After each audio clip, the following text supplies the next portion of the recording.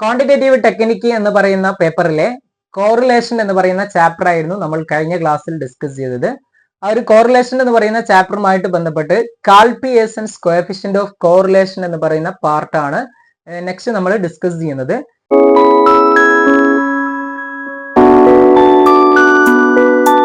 ഈ കാൽപിയേസൻസ് coefficient of correlation calculate ചെയ്യേണ്ട direct മെത്തേഡിനെ കുറിച്ചാണ് ഇന്നത്തെ ക്ലാസ്സിലൂടെ നമ്മൾ ഡിസ്കസ് ചെയ്യുന്നത്.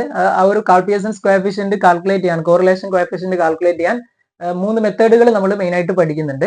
അതിൽ ഒന്നാമത്തെ മെത്തേഡായ ഡയറക്റ്റ് മെത്തേഡിനെ കുറിച്ചാണ് നമ്മൾ പഠിക്കുന്നത്. ഓക്കെ, അപ്പൊ ശ്രദ്ധിക്കുക, ഡയറക്റ്റ് മെത്തേഡ് അപ്ലൈ ചെയ്തുകൊണ്ട് കാൽപിയേസൻസ് കോഎഫിഷ്യന്റ് ഓഫ് കോറിലേഷൻ കാൽക്കുലേറ്റ് ചെയ്യാനുള്ള ഇക്വേഷൻ ആണ്. അതായത് നമ്മൾ കോറിലേഷൻ കോഎഫിഷ്യന്റിനെ ആർ എന്ന് പറയുന്ന സിമ്പൽ ഉപയോഗിച്ചുകൊണ്ടാണ് കാണിക്കുക. R is equal to n into sigma xy minus sigma x into sigma y divided by root n into sigma x square minus sigma x whole square into root n into sigma y square minus sigma y whole square എന്നുള്ളതാണ് equation വരുന്നത്.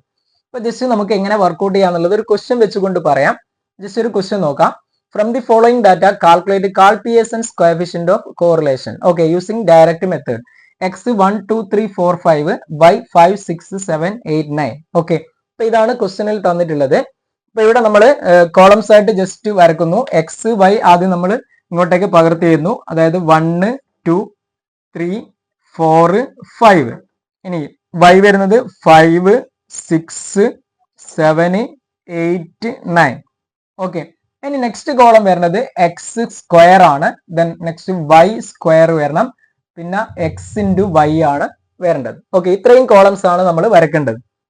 അപ്പൊ ഇവിടെ X square കാണണം. ആദ്യം നമ്മൾ 1ന്റെ square 1, 2 square 4, 3 square 9, 4 square 16, 5 square 25.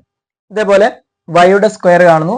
5 square 25, 6 square 36, 7 square 49, 8 square 64, 9 square 81 എന്ന് വരും.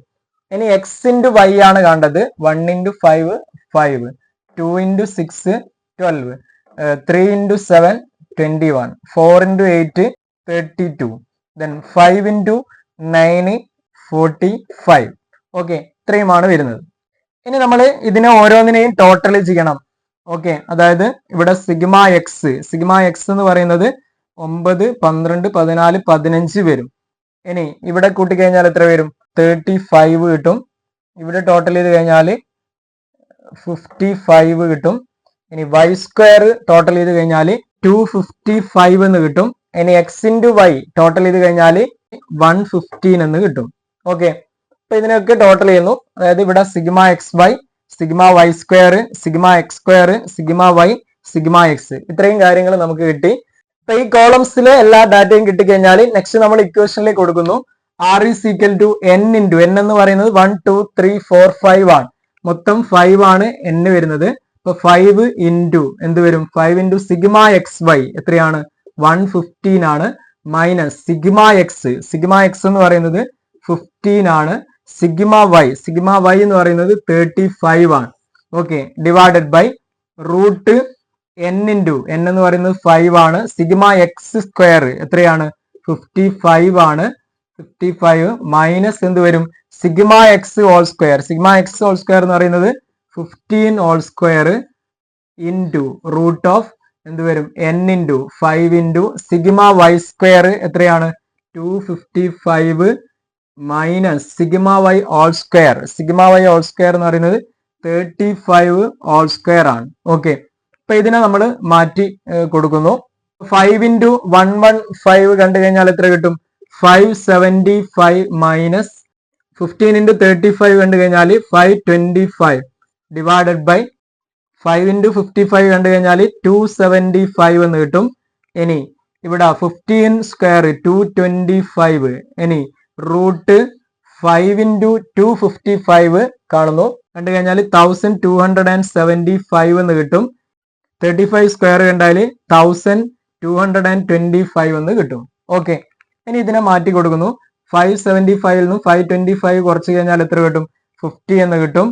ഡിവൈഡഡ് ബൈ റൂട്ട് 275 നിന്ന് 225 മൈനസ് ചെയ്ത് കഴിഞ്ഞാൽ റൂട്ട് 50 ഇൻറ്റു 1275 നിന്നും 1225 മൈനസ് ചെയ്യുന്നു, ഇൻറ്റു എന്ത് വരും, √50 എന്ന് വരും.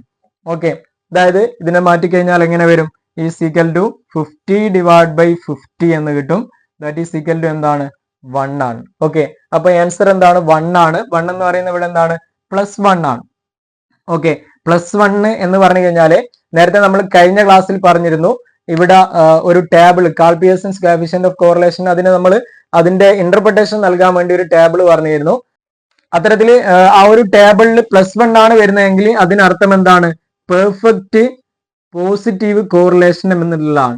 പെർഫെക്റ്റ് പോസിറ്റീവ് കോറിലേഷൻ എന്നുള്ളതാണ് അതിനർത്ഥം. ഓക്കെ, അപ്പൊ ഇതാണ് Karl Pearson's coefficient of correlation കണ്ടെത്തേണ്ട ഡയറക്റ്റ് മെത്തേഡ് വരുന്നത്. അപ്പൊ കൂടുതൽ പ്രോബ്ലംസ് നിങ്ങൾ വർക്ക്ഔട്ട് ചെയ്ത് നോക്കുക.